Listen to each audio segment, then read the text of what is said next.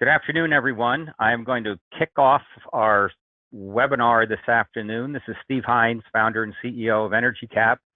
Thank you very much for joining us today. I think we have a great webinar for you, and we'll go ahead and get started. The first 100 to log in will get a Starbucks gift card. You'll get that via email later on in the week. Blaine, you can move to the next slide. I am very pleased to welcome as our guest speaker today, James Bush. James is the Program Manager of Energy Initiatives at Lexington Fayette Urban County Government. This is Lexington, Kentucky, which has a joint government organization with Fayette County. Some interesting facts about Lexington Fayette. It's known as the horse capital of the world. You can tell by their logo. The University of Kentucky is located there, and they also have the world's largest peanut butter factory in the area. And one more fun fact, the Lexington is named after Lexington, Massachusetts. They were inspired during the early skirmishes of the Revolutionary War.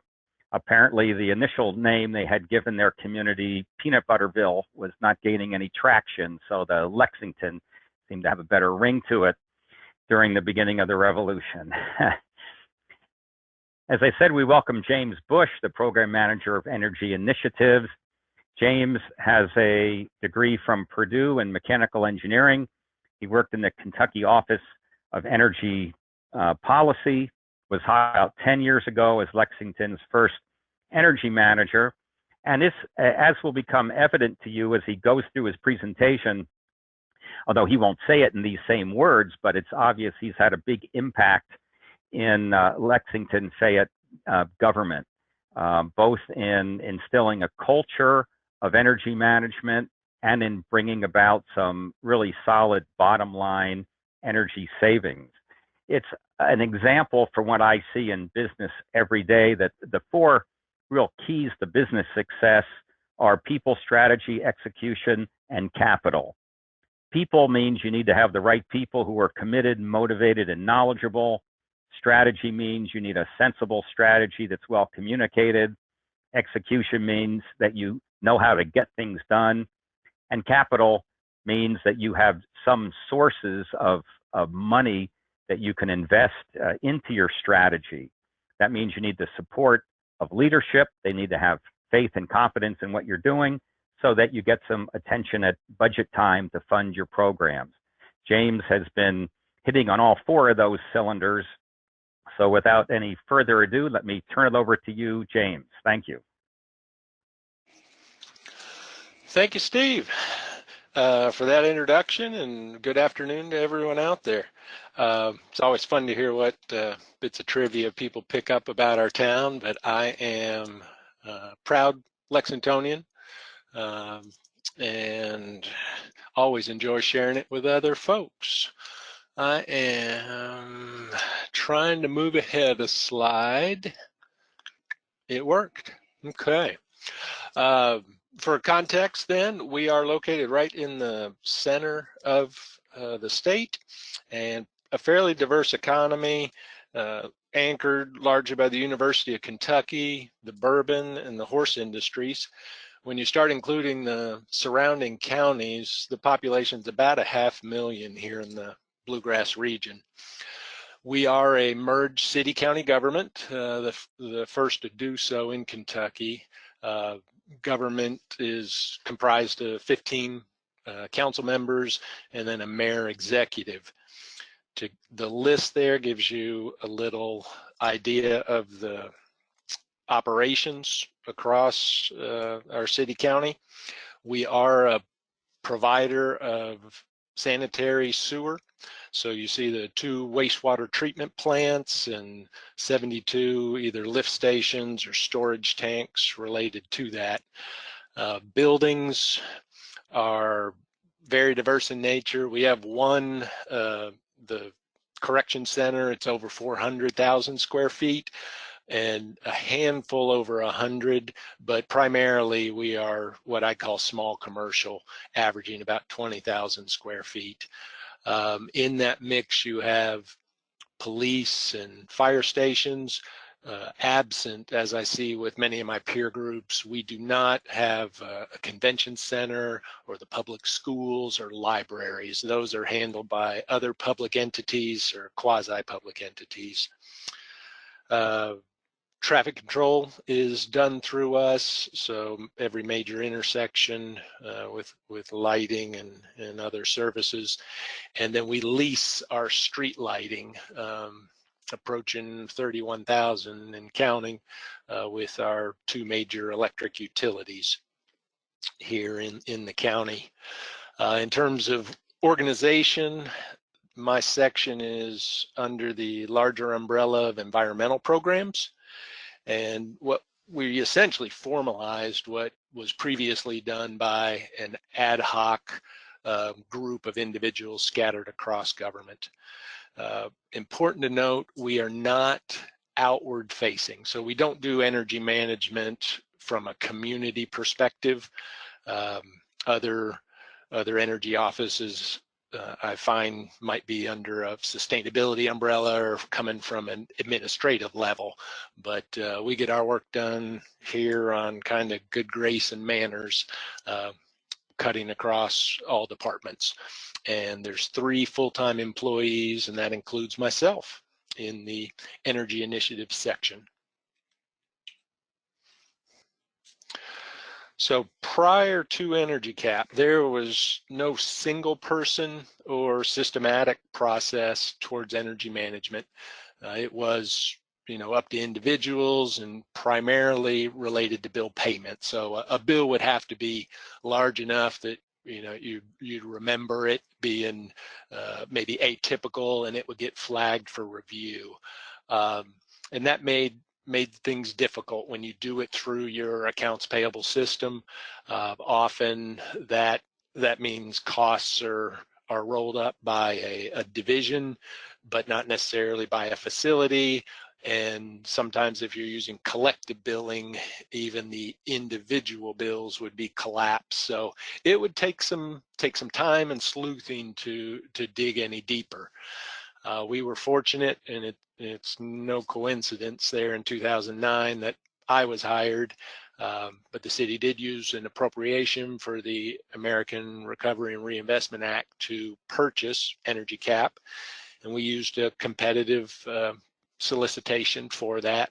I recall we spoke with 5 or 6 providers and had 3 serious contenders, but in the end EnergyCAP won out both on cost and performance, and I can say we've been very pleased since then. The criteria is it's easy to list. That's much harder to quantify in those RFP processes. So I'd really encourage people considering a software platform to test drive it.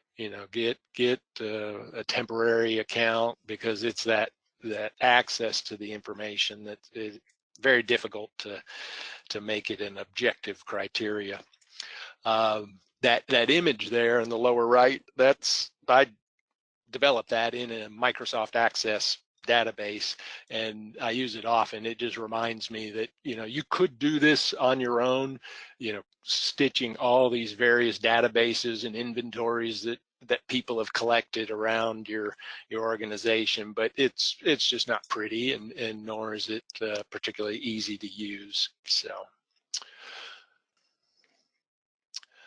we implemented in 2010, and another key difference, we are not integrated with our accounts payable system. So we use EnergyCAP for utility energy management, but accounts payable operates in parallel to us, paying bills the old-fashioned way. The commodities that we track within EnergyCAP are the big 3, your electric, gas, and water. The number of accounts is shown there. We're still one-to-one relationships on the gas and water. electric, though, we use collected billing. So from a practical standpoint, accounts payable is looking at roughly a dozen bills a day in these quantities. Annual spend there, you see the about half of that electricity is our lease of streetlights, and on the water side, approximately 4 million of that is the lease of fire hydrants for public. So to elaborate a bit on the distinction then between me and AP, so they're receiving paper bills, whether individual, collective, and those are paid, and the costs only are logged in our financial system. Now, I receive from our 3 largest utilities a monthly spreadsheet. So it's just a batch file, and it has a line item for every service that's being billed. It's a proxy for all those bills coming onto the 3rd floor in accounting. We manually enter a few bills with some smaller utilities that operate in the county, and it's not worth anyone's time to set that up in a more automated process. So from workflow, we're reformatting those spreadsheets, and we developed a template tool that just finds a key piece of information and gets it organized properly for import. And that allows us to do a little preliminary Q&A just to see if there's any new service that we weren't expecting. And we run through bill audits, which are fairly standard, just to double check accounts, the time period of the billing and the costs. It's the energy audits where things get deeper, because that brings in, you need that knowledge of your building knowledge and relationships with the operators to tell if consumption seems out of whack for what you might have been expecting. And then, so James, let me ask you, from an outside perspective, an outside vantage point, you look at this and you would say, well, that doesn't make much sense that these bills are being entered into 2 different systems. It's double the work. AP is keying every single bill into accounts payable, and then at the same time, you're getting electronic data, you're reformatting the spreadsheets from the vendors, you're bringing it into EnergyCAP, you're doing auditing of the data. And I think it illustrates that in some organizations, although it might appear, well, it would make sense to combine these functions into a single workflow where the data comes into EnergyCAP, gets audited, gets approved, and then flows electronically to accounts payable. What would seem to make sense from an efficiency and a workflow standpoint sometimes meets obstacles, organizational obstacles of a finance department or accounting department that has other priorities. And I think you had said that they did a PeopleSoft, an upgrade to PeopleSoft, and their hands were full doing that, and just couldn't take on the project of integrating EnergyCAP. So sometimes in the real world, we see that what would appear to make sense, the streamlined workflow, is hard to do because of organizational obstacles. Mm-hmm. Yeah, good point, Steve. We did discuss trying to accomplish both tasks, and as you pointed out, they were undergoing a major revision to their financial system, and you could tell their eyes got a little wide when I was posing the idea of moving to EDI. And on top of that, a little inertia, cultural inertia within the department. But I've mellowed a little bit. I think as a purist, you're right, we have some redundancy, but we also, our section is a little more nimble and flexible because we're not tied to that financial system. I can make changes to the database that don't affect, it doesn't initiate a check being cut or anything like that. So when we see something that's abnormal and we know it's been corrected, it's a simple swipe and type within the database. So there's pros and cons to both. And if you are bringing in EnergyCAP or other software for financial payments, that is another layer of complexity to the development, and definitely your IT group then has a a much more legitimate involvement in what you're doing anytime you're linking with your financial institutions. Let's see, at the end, if I didn't finish up on that workflow, we do have things set up. So after we've audited our data to our satisfaction, there's some automated reports that kick out, and they've been coded. So each operations group is just getting information that's germane to them, and it's typically in the form of a trend history. So it's a visual graphic that intended for them to just perhaps catch something we didn't, but also it's not just a bunch of numbers on paper. I like the visual look for that, and occasionally my phone will ring when they want to know, did it, why was something high or low, and we can talk about it. So it's good engagement, reminds them that we're out here. But by and large, because we don't have that accounts payable, there's 4 daily users, and after that it's ad hoc. People jump in on an as needed basis. So the immediate benefits were, as we moved away from simply our cost basis in our accounting system and into EnergyCAP, was seeing the information at the meter level. Now we had the cost, but also the use, when it was used, and a rate code. And at that point, just your normal process in energy management, you're going to cross-reference that meter with something, and from a desktop, without doing the field work, it's usually the address on the bill. So there we are, cross-referencing, and we're identifying meters that we didn't know about, in addresses or places that we don't have a property. Found one even across the county line. Unused meters like the photo at right, just an old dormant meter rusting away in a park that we turn off. With the AP information, you'd see meters that didn't make sense from a budget standpoint. This address might be a police house, yet it was being paid by Parks and Rec, and also meters assigned to wrong addresses as well. The deeper dive, which is just continually progressed, is to actually field verify, and we do that certainly on our major accounts and meters, but it's really only if something warrants it. It just doesn't make sense. We'll go out in the field and put eyeballs on it, document lat-lon coordinates for more detailed history.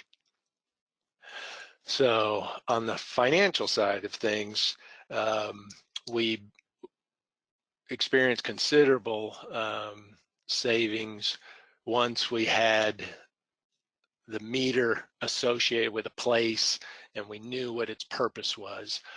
So that's when we began the rate review, and we right-sized more than 500 of our electric accounts. Now that sounds like a big number, but it was all of our traffic controls which qualify for a special rate with our local utility. The savings on that, I recall, being about $75,000 or $80,000 a year. So now when you do the math, you can see those remaining 70 meters constituted hundreds of thousands of dollars of savings by right-sizing them in, and it was largely between the general service commercial and a demand-based pricing. And we moved up and down that scale accordingly. That graphic there at the bottom was one we ran, so we're comparing 2 different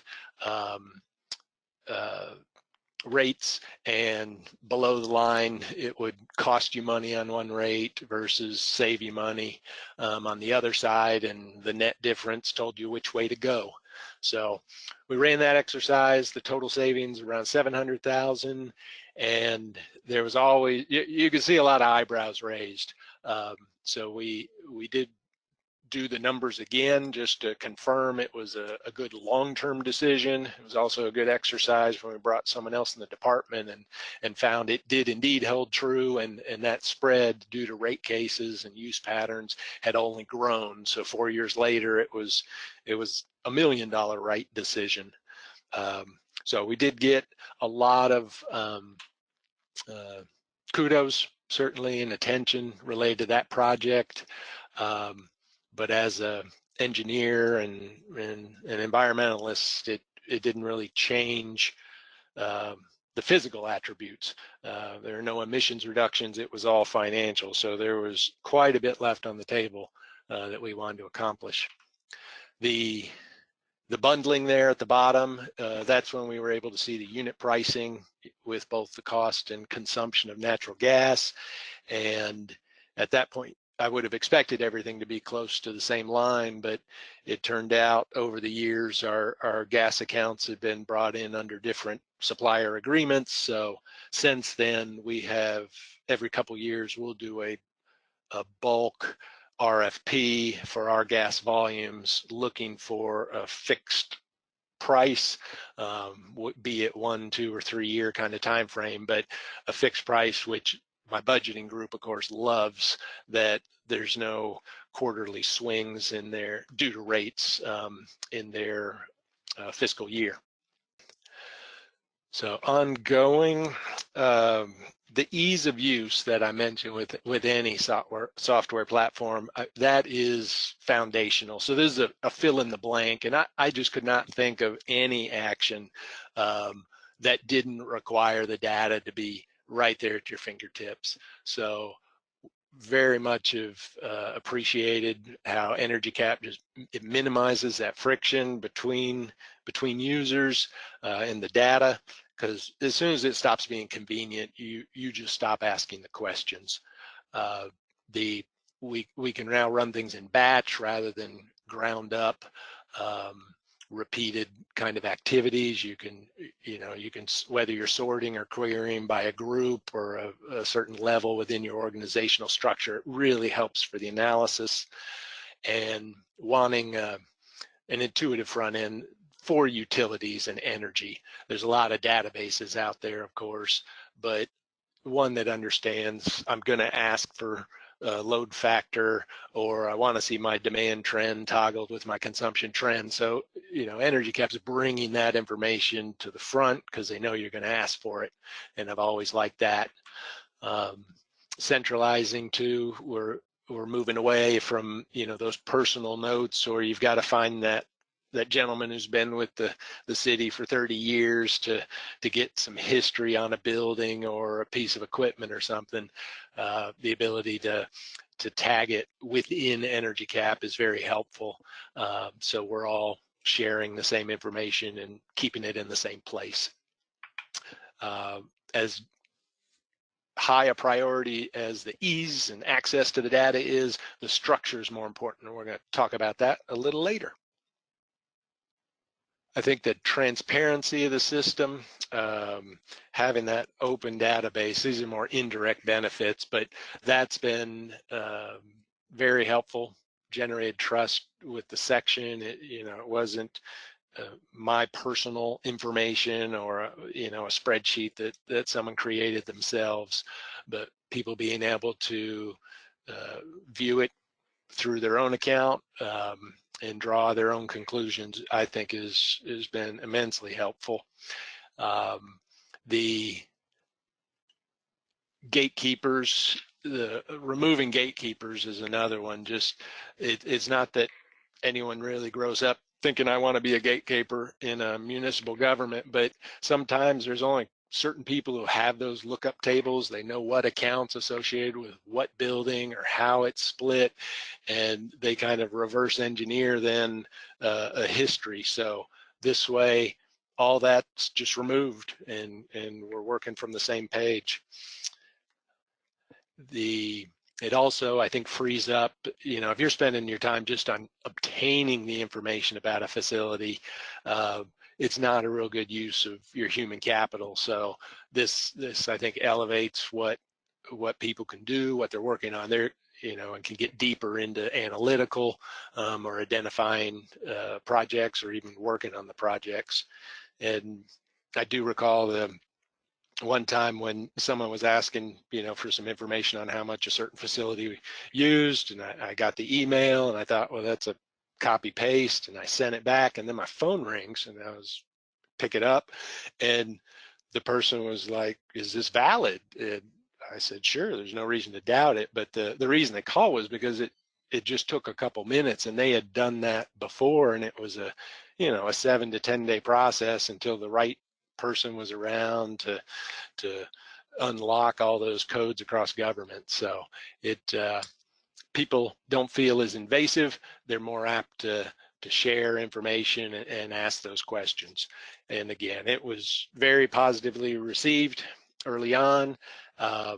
And in 2015 is when we added water utilities, largely waiting on the utility company themselves to be able to provide that electronically. But it was a good progression in the commodities for us. So in summary, I think all that goodwill, the energy section established itself. We're very much a go-to source. If you mention utilities, if you mention energy, it usually crosses my desk. We're for the things mentioned there, the rate case impact, I'll point out that one came a little later, but as our law firm and our interaction with the Public Service Commission for Kentucky recognized that we could run analysis to know very specifically what an cost impact would be to an end customer. That we've been tapped more and more to intervene in these cases and provide testimony. The additional workload, I think, and as various departments were tapping us, it demonstrated we could justify it, but also that we had a workload for additional managers. That's when we expanded to 3 people, and we've been shifting then, rather than waiting for end of life, for equipment to fail and then you just replace it with something that's more efficient, only because time has resolved that. We're now intersecting while buildings are in operation, and we can focus on what I call the live efficiency. It may make sense to replace that piece of equipment now, not wait for end of life. And I always encourage my staff, our job shouldn't be just about data. Data doesn't change our buildings, doesn't change our operations. I really want us to simply use that to identify where opportunities are and make change in our facilities. So the 3 languages are a theme of our webinar here. And this also alludes to that structure that I talked about. And I spent a lot of time in that development of 2010 to make sure it was structured so it was familiar to the audiences who would be using it. And to do that, I needed to use names and codes from existing inventories in government. So the 3 we're going to hit on real quick: facilities, accounting, and budgeting. Next slide. And to me, facilities is the most logical. Just associating your consumption, your commodities with a physical property. How much did that building use? Or what about all utilities as a park? Hey, we could compare it to another year. Seeing it graphically now in the new version. This one, again, to me, it's the most logical, easy to navigate, intuitive. Accounting was a little, it's a little different. It's, account codes they're really made up, but they do match. They have a paper trail because they're matching that bill that comes in, be it by vendor or invoice. And so here our tree structure in EnergyCAP, it matches what's happening down in accounts payable. So I can compare my roll up of a utility company to theirs, or if they're using collective billing, I've got those numbers. And if it's a one-to-one relationship, we can compare accounts, and all that helps us when we're reconciling their payments from our financial system versus what I have in EnergyCAP. And we meet quarterly to do that. It's never off by very much. And the places it is, you either find out, a bill may have been paid by a wrong charge string, or perhaps it is something that went under our radar as a new service. credits and adjustments, those two become a reason for a discrepancy. And I don't know about all the listeners, but adjustments, they don't always credit back to the account that where the original problem was. So sometimes they just get tacked on, or you receive a check, and where that is credited in the accounting can be a little tricky. And again, back to that past comment about it makes us a little more nimble or flexible. We can clean up our data and not have to worry about that so much. And then the third language, the budgeting, to me is the most abstract of the three, and this one took the longest time to configure, but I had a real good developer, a manager, and he leveraged the chargeback function within EnergyCAP so that we could, what we used to call splitting a bill into multiple places. So I think that graphic at the bottom shows it best, where I've got an electric meter, it's sitting on the side of a building, but we're going to pay it from 4 different budgets.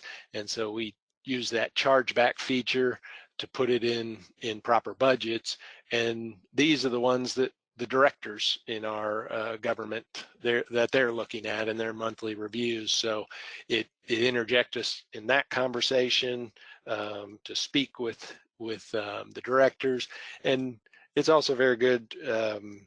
That's how I think most people view government. They want to know, how are their tax-paying dollars being spent, and that's typically in the budgeting world. It's for police, or it's for fire or water treatment. So that was essential in getting at their table.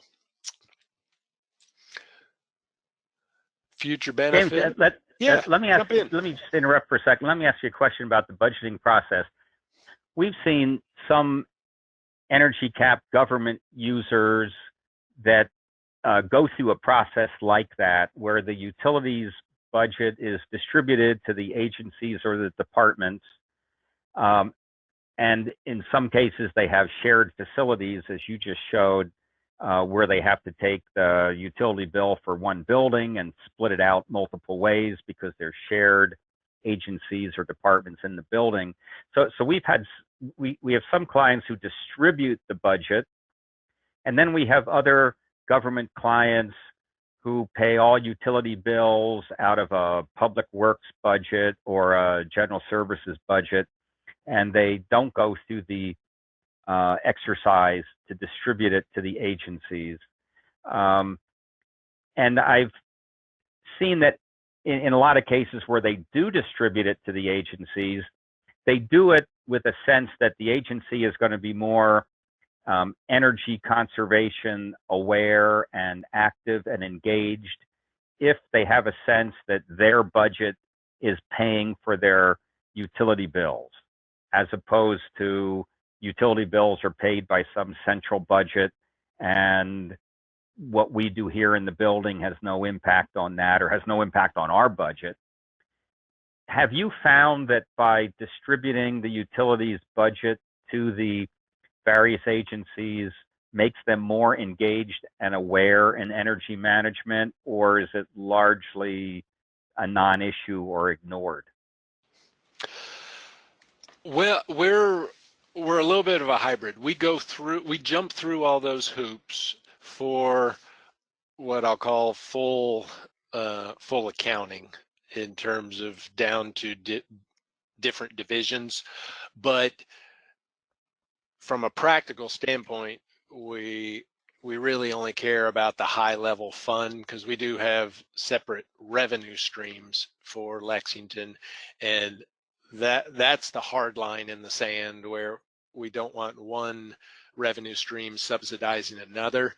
But underneath that, the divisions, even though we go through the hurdles, they're largely ignored. So your question though about does that engage or not engage people with regard to energy consumption, it's not the budget, because the directors, because they can't control that very well, they aren't penalized for under or overages. My approach, because of that though, is typically from the environmental side. I raise or wave the cost flag as necessary when we have some egregious problems. But by and large, I approach things based on opportunities for financial savings and environmental resources. Okay, that's good. So you're saying in your experience, you're not going to change the culture in a government organization simply by spreading the budget out across the divisions or the agencies. That's not enough. That there needs to be a much more deliberate information campaign and communication and awareness campaign and a presence if you want to Yes, change the culture. I'd agree with that. And I'll add I think the danger is if you extrapolate on that, the game will be played where people want to pad their budget on the front end and then claim those savings on the back end for something else. And that's always a danger. So this way I'm working directly with budgeting to say, here's a realistic budget for the upcoming year based on history of consumption. And I know our rates and I know what rate cases are headed. The wild card largely becomes weather, and that's where the weather normalizations are helpful. We can put kind of some boundary on it. But I've said that to the director before. I'm like, if you tell me how cold it's going to be this winter, I'll tell you how much money we need. And so we're at a stalemate, and we start at a nominal point, and if we need to move that up or down mid-year, that's possible only because we can do that forecasting, and we couldn't before. Yeah. Okay, good. Thank you. Okay. So I'm staring at version 7. I think like a lot of users, I use it daily, and I like what I see. We've got a faster, cleaner environment in that HTML5. I think the map views are they're eye candy to a certain extent, but practical also. If you're largely spread geographically, it may have more value for me than other users. The formats and the reporting is a lot cleaner as well. And then the big prize is how is the software going to handle, and how is it handling interval data? I think I'm probably not atypical in getting more and more sources of interval data. And I'm trying to figure out, I need a tool that can easily collect it, store it, analyze it, and it just made me smile because I was like, this is where I was at a coarser resolution when we were looking into utility management software. So I do feel like I'm back where I started.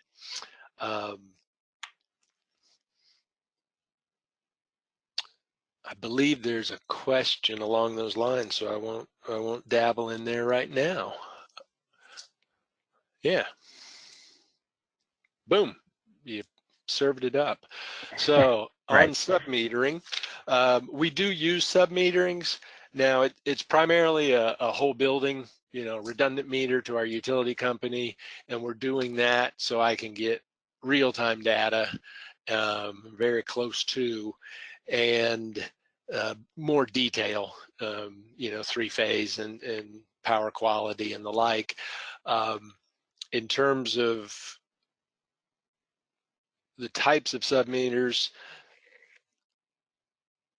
we have, again, whole building for the most part, and that's on our larger facilities, and they're typically in the form of being integrated through my building automation systems, which the energy section here in Lexington has also taken over that role. So I'll bring them in through my front ends, and that's where I'm at a decision point of, do I leave it within that building automation system, and we have more than one, or do I need to consolidate that into a tool that's more specific for analyzing interval data? And that's ongoing review right now. We do have some submeters where I've got a single utility meter serving multiple buildings, so I've got a power meter on the buildings themselves, so I can split that out.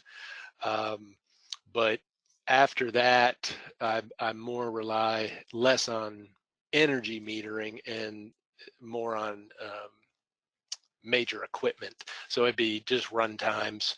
You know, we can go out and get the nameplate information off the equipment. And if I know how long it's running or at, you know, what's its load or modulation, we can back calculate what we think it's doing to the building. Let me comment on that also. In EnergyCAP, we can pull in interval data, so we can connect to a building automation system or a sub-metering system of some sort. We have some clients that use e-gauge meters very successfully, where we can grab that data directly and pull it into EnergyCAP so that you have your billing data and interval data side by side. I've seen some organizations where they can log into a building automation system and look at interval data, or into a third-party tool, or into a vendor website for that matter, but it's not all in one place. So there's a lot of jumping around and navigating around to look at a lot of interval data, you know, across multiple buildings at once, which you do that for a couple of days and you just give up. It's just too much navigation. But one thing that's been evident to me as a mechanical engineer myself, that when I look at interval data, I say, this is great stuff, that we should be taking a quick look at our interval data every morning. The first thing I should do when I get to the office is scroll down a dashboard of all my interval data in my major buildings. I can do it in 30 seconds. And if something wasn't right last night, yesterday, it's going to jump out at me because I have an eye for it, and you take action. And we see a lot of systems out there today that are talking about actionable information. You know, everyone is saying we need all this information because it gives you actionable information. But the weak link I've seen is that so many organizations maybe get inundated with actionable information, but they have no one to take the action. And if you don't have anyone to actually take the action, it doesn't do you a whole lot of good to have actionable information. Yep. And you know, I would really have to commend you and your office there for having the right staffing. I said at the beginning, you need the people, the strategy, the execution, and the capital. And most important there is the people. We see many organizations, government in particular, that has such turnover in their people in their energy office or their EnergyCAP operators, and I suppose all across government, continual turnover, that they don't have people that build up enough expertise and enough tenure in a position to really accomplish much of anything. And I don't know what some of these organizations can do about it, other than take a look at their employment rules and find upward mobility opportunities, promotion opportunities within an office, so that someone doesn't have to always be looking for a move to another office to get a promotion. Do you see that as being a problem? And what's the key to your longevity there? Because 10 years in a position like yours in government is a long time, and I really commend you for that. Thanks, Steve. Keys on that. I mean, I'm curious by nature, I think, like a lot of engineers. But what I found was I'm also much more applied. You saw my bio in the beginning, and obviously I spent a lot of time in the lab, but I'm not a theoretician. I really like the applied nature.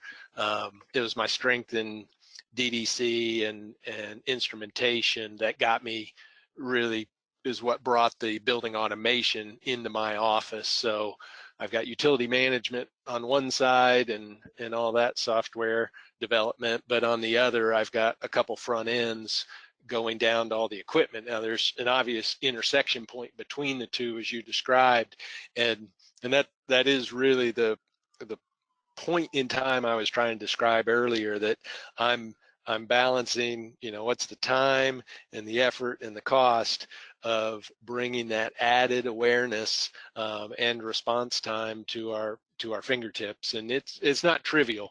So you've got the technical resource you're looking, or I should say the technical skills you're looking for in people, and then also that more to the tenure standpoint of you want people with that knowledge about our buildings. But it takes a full I wish a gentleman were here, but I'd say he would probably attest to maybe 8 months or more in the saddle, and we're still visiting buildings just this week that he hadn't been to before. So it does take a while. So Yeah. you can picture a facility related to its energy profile. Okay, good. Thanks. Let's move on to the second question. And we do not add a service fee. So cost of my section, we're strictly overhead of government operations. And again, this is largely because the operations I described are internal to our government. We don't have many tenants, and where we do, we handle utilities through the lease agreement, but we don't do them on a consumption basis. Yeah. Okay. Where that question comes from is we do have some county and city government EnergyCAP users who add a service fee. We're not talking about for tenants. We're talking about for other agencies or other divisions, so that when those divisions pay for their utility portion of a shared building, for instance, out of their budget, there's also a 0.5% fee or a 1% fee that goes back to maybe public works or general services to pay for administering the EnergyCAP program and for processing and the utility bills on their behalf. So it's something that seems to be pretty common in some governments, and you know, a foreign concept to others, which is why that question came up.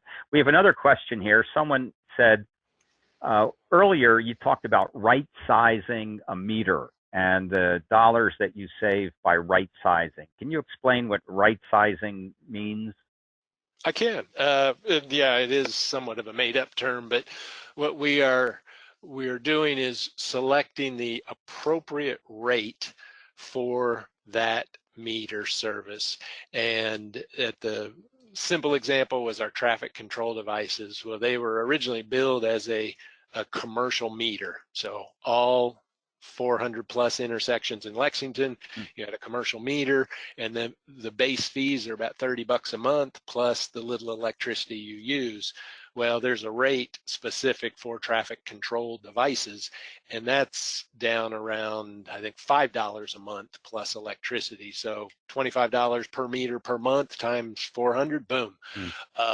Now, more complicated though, when you could move between commercial rates, like small commercial buildings, all the way up to industrial with time of day and demand pricing. That was that image I showed where we have to do a more sophisticated analysis using prior history to say, well, if we operate the way we did in the past year or two, we would save money by being on an industrial rate. And you can shoot yourself in the foot on that, which is why you want to go back in time, you know, at minimum of a year, preferably 2 or 3, looking for how the worst months might impact you. There's, for those who are familiar with ratchet charges and power quality problems and things of that nature. So you want a good history, basically, to build your confidence that making this decision is worthwhile. Yeah. Okay, good. And that also illustrates the fact that one of the fundamental value streams of EnergyCAP is, as you mentioned, having all your data in one place and very rich data in one place, because you find that in the realm of sustainability and energy management and energy conservation, and just good utility account management, that everything is built on a foundation of data. 10 years ago, when the utility bills were going to your AP department and simply the due date and the cost was keyed into AP, you would have had no way that you could do that analysis that you just described, because you didn't have consumption, you didn't have demand data. You would have been pulling copies of utility bills out of a filing cabinet and keying them into Excel to do an analysis, you know, meter by meter, I'm sure. So true. Repeated over and over again. So just having that data at your fingertips might not seem like it's going to save you money, but it's going to facilitate a lot of other activities that are money saving. Yeah. So that was a good illustration. Well, we're about at the end of our time. James, again, thank you very much, and congratulations on your success and your service to the people and the taxpayers of Lexington Fayette. Where is the Bourbon Trail? Is it near there? It ends in Lexington. I didn't realize that. I should have mentioned that. Be more than happy to pour you a glass. Yes, I should have mentioned that earlier, because the next time I go to Lexington, I'm not going to focus on the peanut butter plant. I'm going to the Bourbon Trail. Good to know. Well, again, thank you very much. Yes.